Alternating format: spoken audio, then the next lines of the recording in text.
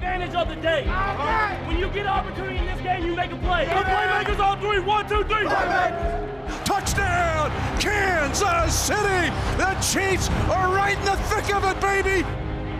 And hello once again, everybody. Welcome to this edition of Defending the Kingdom. Mitch Holthus with you, voice of the Chiefs, along with Chiefs reporter Matt McMullen, and he's back. Barbershop.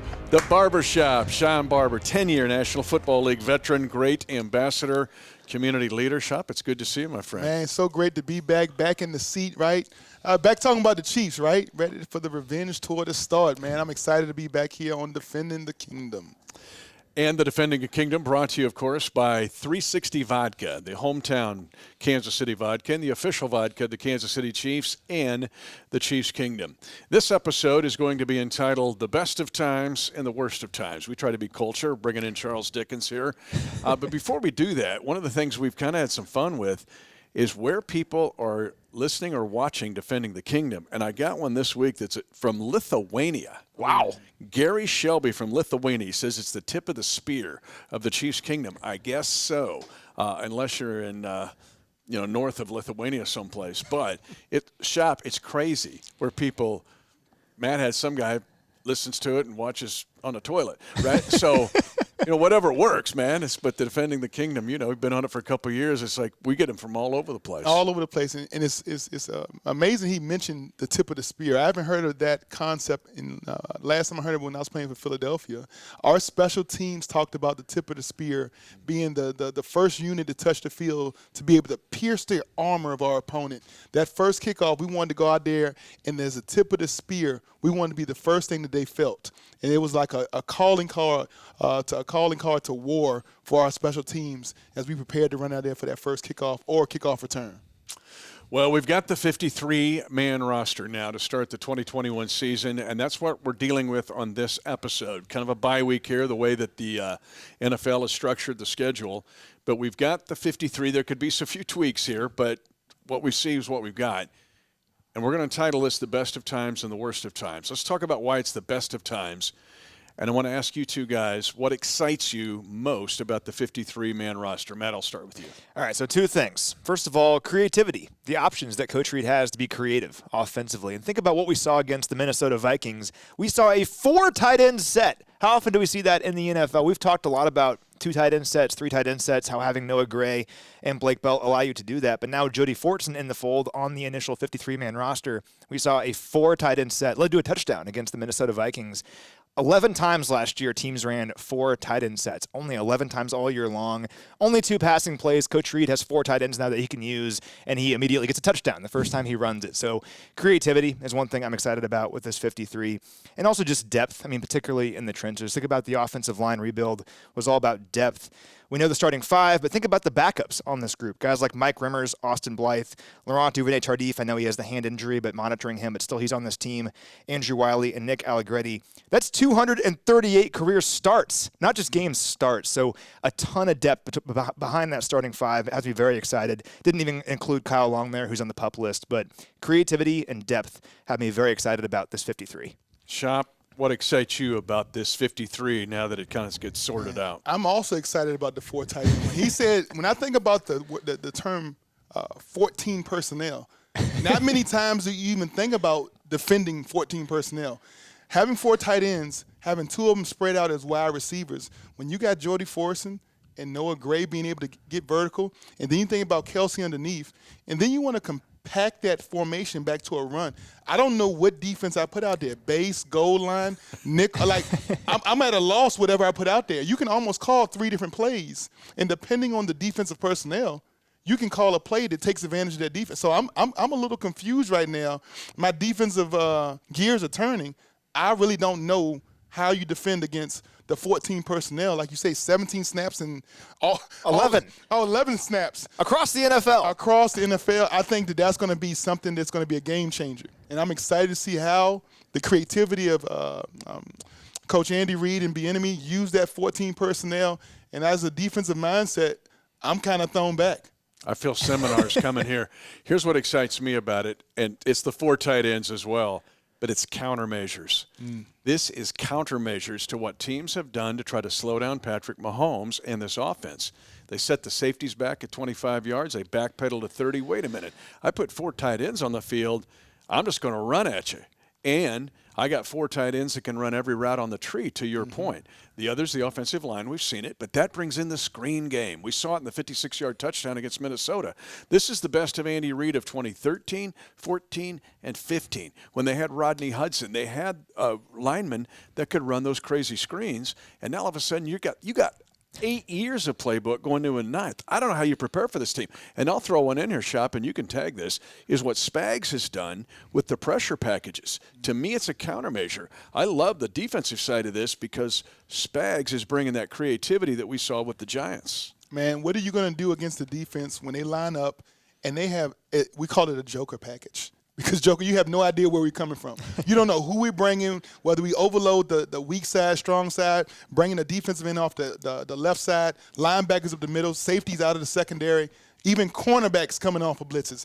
It opens up such an array of different pressures and blitzes. It's an amazing thing to see a defense get to a point where you can trust. And now what it comes down to, you have to be able to trust that the guys not only going to come when you tell them to come, but that we're going to be able to cover it up. When you can cover and you trust that you can, one-on-one really match up against what the offense has on the field, then that allows your defensive promise to this. Man, it's all kind of pressures going to be able to come. And so I'm glad to see Coach Spags has finally got the personnel, the people he wants on the field at any one point in time, where we're going to see how creative we can be on both sides of the ball now, and then it won't just be an offensive party. And I'll tag that, too, because think about what Spags did in New York. He had the 4 aces defense, right? It's 4 defensive ends basically playing on the defensive line. Well, you have all these different guys that you can rotate in there. So maybe you don't have a guy that's traditionally a defensive end. Like I'm thinking Tershawn Wharton, a guy like that. But he can play defensive end. He can do that. And then Chris Jones, a defensive tackle, can play defensive end. Mike Dana can do that, too. And also you have guys like Josh Kando coming off the bench for this team. Alex Okafor, Mike Dana. So you have depth at those spots and guys that are versatile to do different things. So looking forward to the pressure this year. The defense should be a lot of fun, don't you think? I think it's going to be awesome. Yes, and the ace of clubs in that is Chris Jones. That is the ace of clubs because he is bringing a club with him, and those pressures in the preseason were awesome. Again, our Defending the Kingdom brought to you by 360 Vodka. This episode entitled The Best of Times, The Worst of Times. I'm going to have a little fun before we transition now to why it's also the worst of times. What of this 53-person roster, and I'm going to throw in a 54th because there's going to be a roster move here, what draft round do you think is most represented on this roster? What round were most of these players taken in? Just throw it out there. Let me throw out 4th round because I was a 4th-round pick. Beautiful. 7 of them, but okay, you're close. I'll go with 4th round. I'm going to say 3rd round because 3rd round is the magic round for the Chiefs. Answer would be none of them. Here's what's crazy. Here's what's crazy. I'm out of my chair on this episode of Defending the Kingdom. 53-man roster, 25% of this team was undrafted. Wow. Amazing. It gives me chills to talk about it. Yeah. Now, you guys let's just go through here a second. Dude, you came out of Richmond, an FCS school, proud school, great academic tradition. You've had some football players out of there. However, when you think about, hey, let's look at some power schools here, I ain't thinking about no Spiders from Richmond. 13 guys on there are undrafted free agents. That blows me away. Well, I can definitely speak to the heart of what it's like to enter the NFL as a free agent or as an unrecruited, undrafted player. Many of my friends did. But that mindset you have coming from a University of Richmond, coming from a small school, being a product of that, you don't feel like anything is given to you. You feel like you need to earn every day you have to be a part of that program. And then year in and year out, I felt like I was always the 53rd guy. I from the day I entered the Washington Redskins, my first year in the NFL, I felt like I was number 50, 51, 52, 53. I felt like somebody was trying to take my spot each and every day at practice. And I entered with that mindset every training camp. It kept me hungry. It kept me humble, but it also kept me very hardworking. And that allowed the best of me to show up on a daily basis at practice. And Matt, also looking at this crew, I'm thinking it ain't just guys from Power 5 schools. Like we're looking at 3 Division II guys on this roster, 3. And 2 guys that played FCS football in the Missouri Valley Conference, which is the SEC of FCS football. But you're going to argue with me on that, you are. But the fact that this isn't just and these the D1 conferences are all over the board. I mean, we got Sun Belt, we got Mountain West, we got everything on there. Yeah. Well, that's what you do if you're a great team, right? You find the guys no matter where they are. And Tershawn Wharton's always the best example of this because you find a guy just down the road at Missouri S&T. How many NFL players are coming from Missouri S&T? One, him. Yeah, one. And That's you find it. Tershawn Wharton, and he's not just in this league. He's a good player in this league. He's one of the best rookie defensive tackles in all of football last year. You find him after the draft is over. So that's what makes Brett Veach and the staff so good is you don't just stop when the draft ends. You find guys like Byron Pringle, Ben Neiman, Darius Harris, linebacker on this team, and Tershawn Wharton, guys that went to maybe smaller schools but can contribute at this level. You can see things in their game. Just get your coach's hands on them, and turn them into pros. And we've seen that time and time again with Brett Veach and his staff. Now, we're going to transition here a bit because there's no game this week. I wanted to spend a little time on this element that it's the worst of times. Let me get it started this way. It was Tuesday. No, it's Monday. So I knew it was going to be cut down day. I have to come in early in the morning. I get COVID tested. But I'm walking through the parking lot, and I see dudes, and I know who they are, sitting in their cars. They're waiting for the time they're going to come into the building. And or at least think I know what their next 90 minutes are going to be like. And I got a knot in my stomach. There are guys that aren't on this list that I want to deal with here because if we don't, I think we lose the human element of this game. Now, we like to watch it on Hard Knocks. We like to watch the train wreck. We just don't want to be in the train wreck. But I'm going to ask you two guys because you said you were the guy, you felt like you were the 53 third guy every year.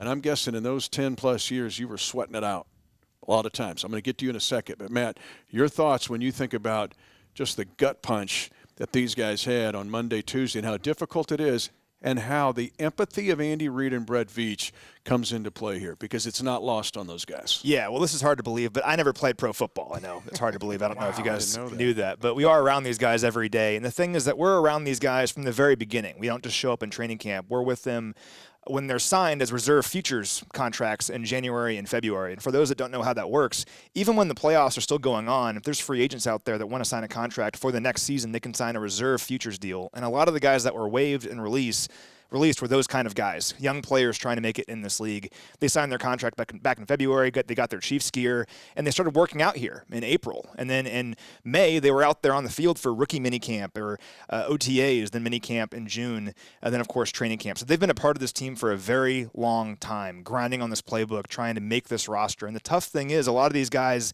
they have to know I'm probably not going to make this team.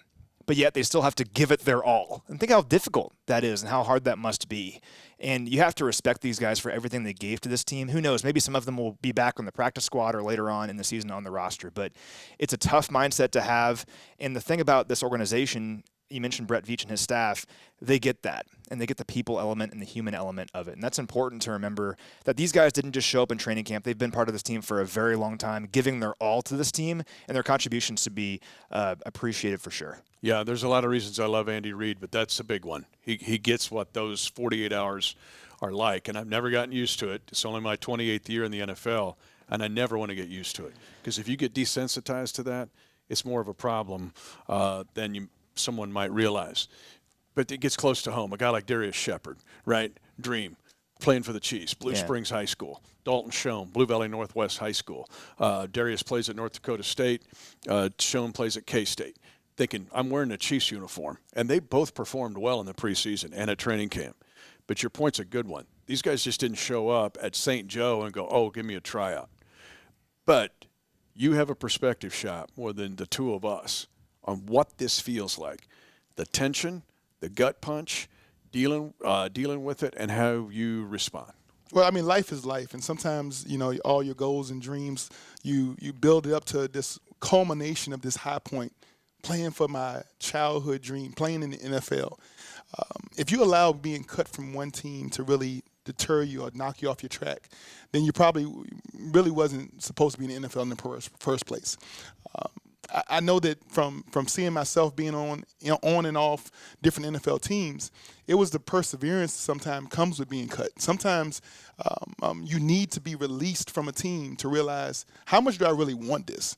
Am I really interested in being an NFL player to the fact that I'm going to sacrifice the next 11 months of working out away from my family the off season? Am I going to keep going down this road that sometimes is going to have a return on my investment of being cut, of being released, looking for a job week after week after week, maybe coming back as a practice squad player, making the minimum? How long am I willing to chase this dream of mine of being an NFL player? Not everybody has the luxury of being a fourth and above round draft pick and given 3 or 4 years to show you have some worth of the team.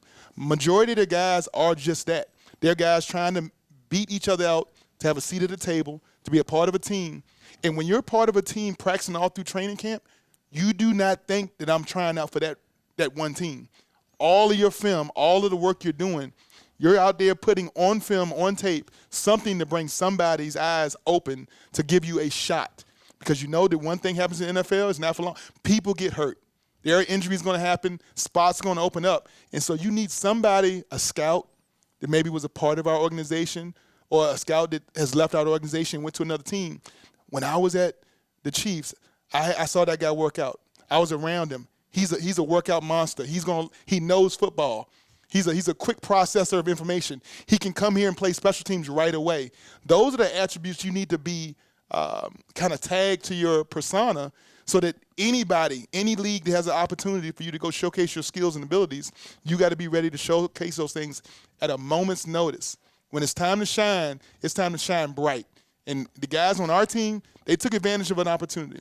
But the team they were trying to make is not a good team. They're trying to make a great team. And when you have a great team and you have an abundance of riches when it comes to the kind of players and the skill we play at, it's hard to make that team. Yeah. But the same effort and mentality and all that sacrifice you put into making yourself the best you can be on game day, somebody acknowledged it. And you'll see a lot of guys who got cut from our team end up on other rosters. I'll just give you this personal, and I didn't play either, Matt, in the NFL. Hard to believe. You could, though.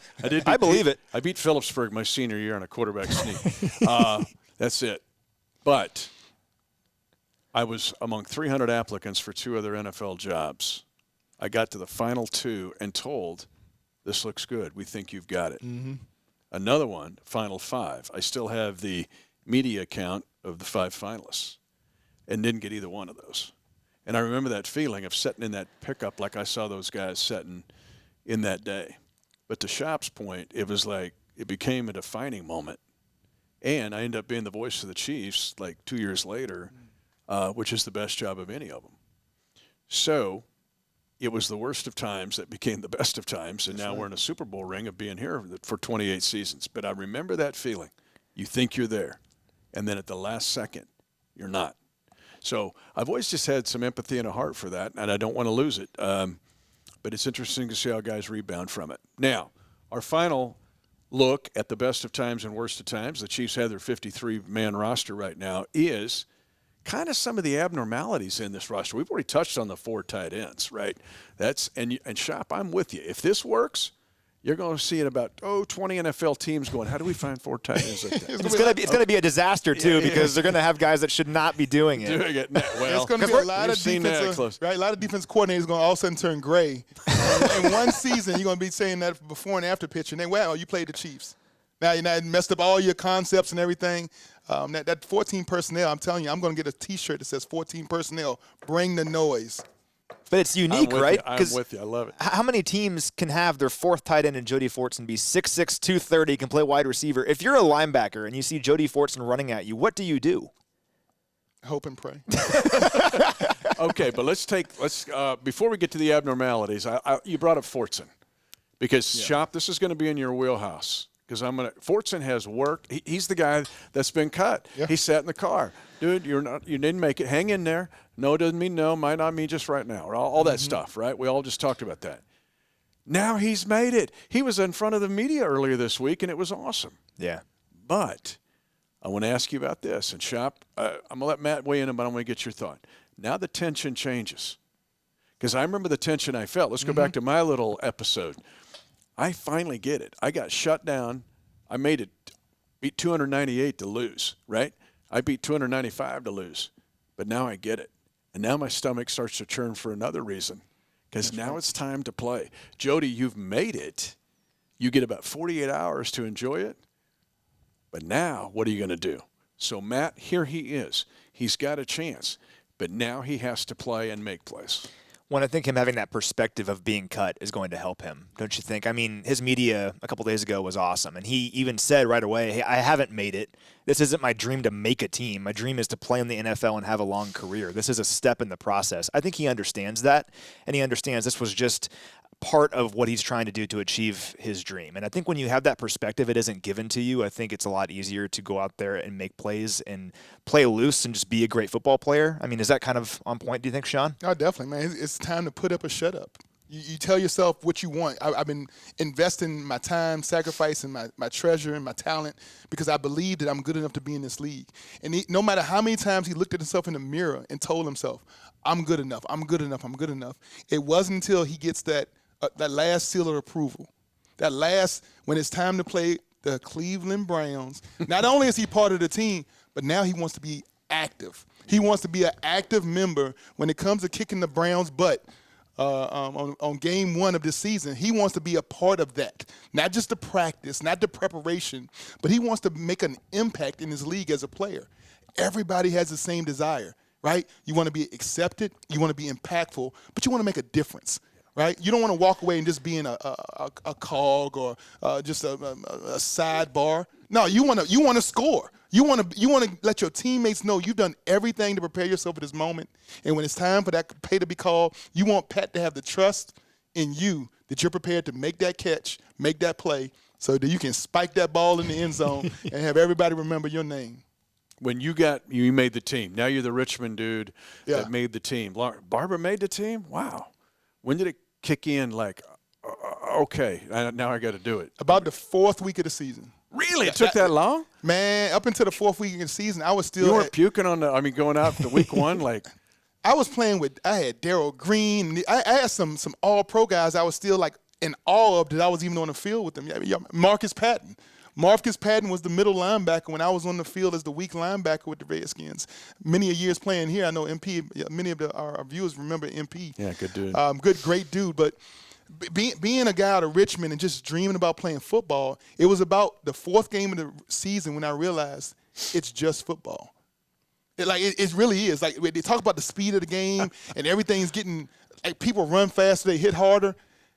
I'm the hammer. I'm not the nail.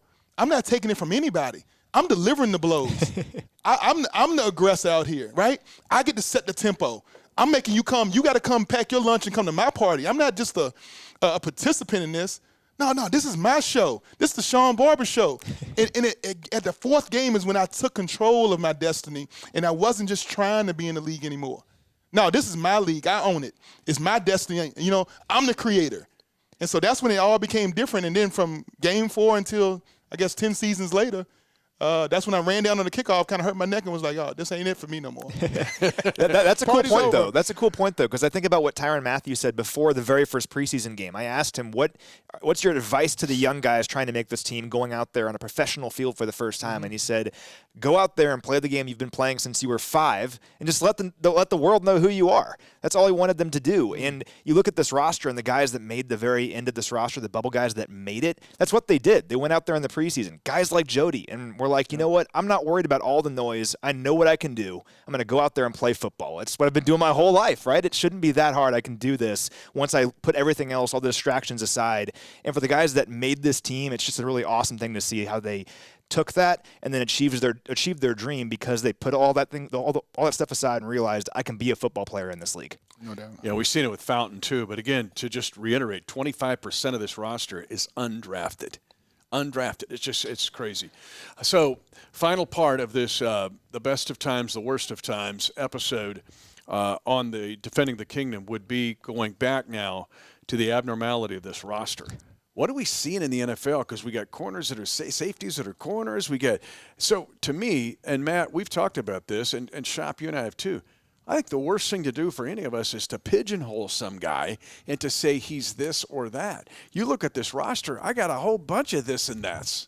Yeah, it doesn't exist anymore if you're just one position. That's just not the case anymore. You have to be versatile in this league, and we're seeing that across this team on both sides of the ball. So think about the offensive line rebuild. really no one on this roster is just a guard or just a tackle. Almost everyone can play guard and center or both tackle spots or tackle and guard. Think about Andrew Wiley. He can play guard and tackle for you. Nick Allegretti, center and guard. The list goes on. These guys can all play different spots. That's very important to keep in mind.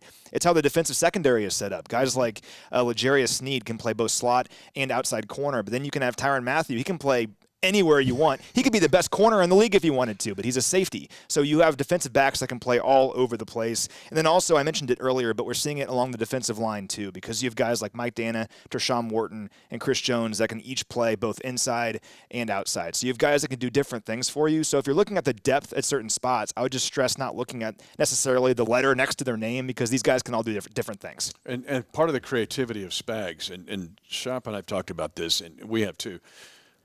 Nickel's usually 3 corners, 2 safeties. Not with Spags. No. That could be 3 safeties and 2 corners. He could play a dime with 4 safeties. What are we seeing, Sean? Is this just the Chiefs, or is this what football's turning into? Well, I think growing up, everybody tells you that availability is the best ability. And I think what the Chiefs are showing you that is versatility. It might be the best ability at the end of the day. And that's a way of just learning how to continue to evolve what you do to not only just keep up with times, but you want to be a trendsetter. I mean, we want other teams looking at us and like, who is coming from where? Who's got deep half? Is this a man coverage? Is this half man, half zone? What kind of concepts are going on? By the time the quarterback figures it out, he got Sack Nation, the president, CEO of Sack Nation, breathing down his throat. Right? He got Mike Dana with a palm in his face, giving him the dirty bird or something like that. You know what I mean? It creates doubt. Everything on defense is to make something look like something while we're really doing something else, cause a split second of doubt so that you and your receivers and running backs throw the protection off. That hair second, that extra second it takes you to deliver the ball is usually going to result in a turnover, a sack, pressure, fumble, something like that. And that's what we do at a very high level. But it takes very smart players, very versatile players, because a D in our defense stands for dime, but 3 different players can play it. Yeah. A corner is a corner, but a safety or a nickel can be there depending on how the offensive set comes out. On defense, when you can know each other's jobs, and we don't need to be rock rolling safeties, switching, running over, you just line up as a defense. You let the offense make your set, reset, change positions, and when you're ready to go play football, now we're ready to go, because we all know what we got to do. We're waiting for you. Just hike the ball so we can come hit you in the face. And that's what we do on defense. But everybody has to be on the same page. You have to be great communicators, and you have to trust one another. And I think as this defense gets a little bit longer in the tooth, I love Hitchens, Willie Gay. We talk about him and Bolton and the linebackers. Obviously, I got to give a shout-out to those linebackers anytime I can, because that's the heart of the defense. But we know Honey Badger and those safeties are the brain, and they make it go. So we got the heart and the brain. I don't know what part of the body Chris Jones and those guys that's the ace of clubs, man. We're just, clubs are Trump. We're playing clubs, and I'm playing that ace. So he is the ace of clubs. It's going to be fun, Matt. Yeah, it's going to be a lot of fun. I want to add one thing to that point, too, because think about special teams. How important was special teams in this preseason? If you want to be versatile, that also means playing on special teams. Mm-hmm. Think about Jerick McKinnon. He comes to mind. He made this team, yes, as a running back, but also because of what he did on special teams in the preseason. He was awesome on special teams, makes his team as a running back. And I'll get back to Jody Fortson one more time. This is like the Jody Fortson podcast at this point. He had 29 special team snaps in the preseason. That was the most of any player. So, and he played really well on special teams. So when you're thinking about players that made this team, it wasn't just offense, wasn't just defense and what they can do in terms of their versatility there. It was also special teams, and that will be very important, particularly for the guys on the back end of this roster as the season goes on. Dave Toeb's 9th season here. I think this is his best core of special teams guys he's ever had. Byron Pringle, Ben Neiman, Dorian O'Daniel. Now Fortson joins that list. Armani Watts. So there are dudes there. You want to find the Matthew Slaters of the world, right? That's right. And if you got some of those guys that can still be on scrimmage downs, great point. All right. Now, if you haven't learned from the wisdom of Smoke Barber, that's the father of Sean, and what a great life he had. And so, but know this, as we close out this edition of Defending the Kingdom, you can either be the stick or or you can be the pinata. You can be the hammer or you can be the nail. It's time to be the stick, right? Don't want to be the pinata. I want to start every Monday like that, you know? You got to be the stick or the nail. Did you ever The hammer or the nail? Did you guys ever stay up and study for the test? I could never do it. I get to like 2 o'clock and I'm like, I can't do it anymore. But these coordinators that play us, they're going to be up all night for 2 or 3 nights. And I'm not talking just the defensive coordinators. I'm talking about an offensive coordinator going, how do I set my protections against these guys? Yes. Yeah. This is going to be fun. Sean Barber, the shop is always open. Matt McMullen, the human flash drive. You can follow them on Twitter. And thanks to the folks at 360 Vodka for being the sponsor of Defending the Kingdom. The best of times, the worst of times. But now we hit it full throttle. Next week, we get ready for the Cleveland Browns. Thanks for joining us on this edition of Defending the Kingdom. Touchdown! Lock it down! And the celebration begins at Arrowhead.